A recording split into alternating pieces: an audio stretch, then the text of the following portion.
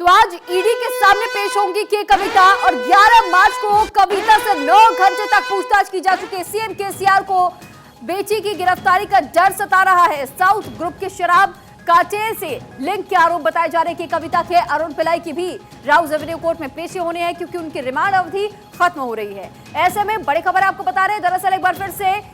CM KCR की बेटी के कविता से पूछताछ संभव बताई जा रही है। दरअसल पिछली बार 11 मार्च को के कविता से 9 घंटे तक ईडी ने पूछताछ की थी, लेकिन अब एक बार फिर से बताया जा रहा है कि आज ईडी के सामने एक बार फिर से पेश हो सकती है के कविता, उनसे पूछताछ की जा सकती है। हालांकि के कविता की तरफ से राज्यपाल से बात करने की कोशिश की गई थी और ये कहा गया था, गुहार लगाई गई थी और ये मांग की गई थी कि ईडी जिस तरीके से परेशान उन्हें कर रही है, इस तरीके के सवाल अगर उन्हें पूछने हैं तो मेरे घर आकर भी पूछ सकती है। साथ ही उन्होंने पुलिस प्रशासन से भी गुहार लगाई थी और ईडी की विभाग में भी जिस तरीके से अपनी अर्जी दाखिल करने की कोशिश की थी और उनसे भी चर्चा करने की कोशिश की थी कि ईडी के अगर कोई भी सवाल है तो मैं उनके सवालों के जवाब देने को लेकर तैयार हूं, लेकिन वो मेरे घर आकर के मुझसे पूछताछ करे। अब सवाल यही है कि क्या वाकई ऐसा संभव है। हालांकि आज ईडी के सामने पेश होंगी के कविता। 11 मार्च को पिछली बार पेश हुई थी, 9 घंटे तक उनसे पूछताछ हुई थी। सीएम केसीआर की बेटी है के कविता और ऐसे में केसीआर को भी ये डर सता रहा है कि कहीं उनकी गिरफ्तारी ना हो जाए। हालांकि पूरी जानकारी अगर आपको दे तो शराब घोटाला जो कि दिल्ली से जुड़ा हुआ है, जिसमें कि मनीष सिसोदिया का नाम भी सामने आया था, ऐसे में के कविता भी इसी मामले में जुड़ी हुई और उनका नाम जुड़ा हुआ नजर आया था। और इस पर अधिक जानकारी के साथ रवि यादव हमारे साथ जुड़ चुके हैं। रवि, आज एक बार फिर से के कविता की पेशी होने जा रही है ईडी के सामने। बिल्कुल दूसरी बार ये पेशी आपने ठीक कहा और 11 तारीख को 11 मार्च की बात करें तो लगातार 8 घंटे पूछताछ जो है के कविता से हुई थी और आज इस तरह की जानकारी मिल रही है। हालांकि के कविता भी जो है लगातार मुखर है सत्ताधारी दल के खिलाफ। उनका कहना है कि ये बदले की कार्रवाई है, लेकिन कल बीते दिन की बात करें तो इनके फॉर्मर चार्टर्ड अकाउंटेंट बुच्ची बाबू, उनसे जो है लंबी पूछताछ हुई, करीबन 7.5 घंटे की पूछताछ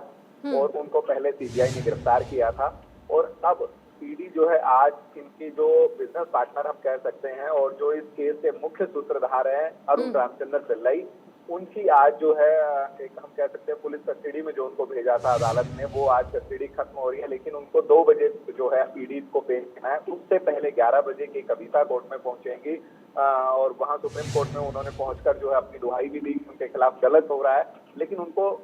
एक्सेप्ट तो कर लिया उनकी याचिका को, लेकिन कोई फौरी तौर पे राहत नहीं मिली। लेकिन आज का यदि पूरा सिनेरियो देखें तो के कविता का आमना सामना एक बार दोबारा से, यानी कि 11 मार्च के बाद जो अब बकाया चीजें हैं जिनको, लेकिन रवि ये भी कहा जा रहा था कि अरुण पिल्लाई को भी आमने सामने बिठाकर के कविता से पूछताछ की जाएगी।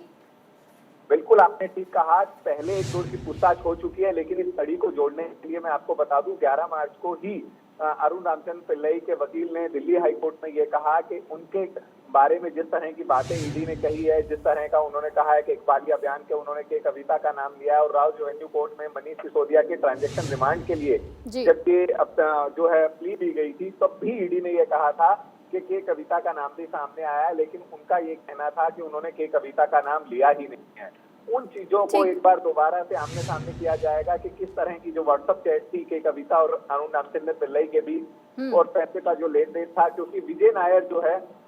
वो भी इसमें जो है एक बड़ी भूमिका में था, क्योंकि और उसके कविता की डिटेल जो है वो सामने आई है। बहुत धन्यवाद आपका तमाम जानकारी हम तक पहुंचाने के लिए रवि।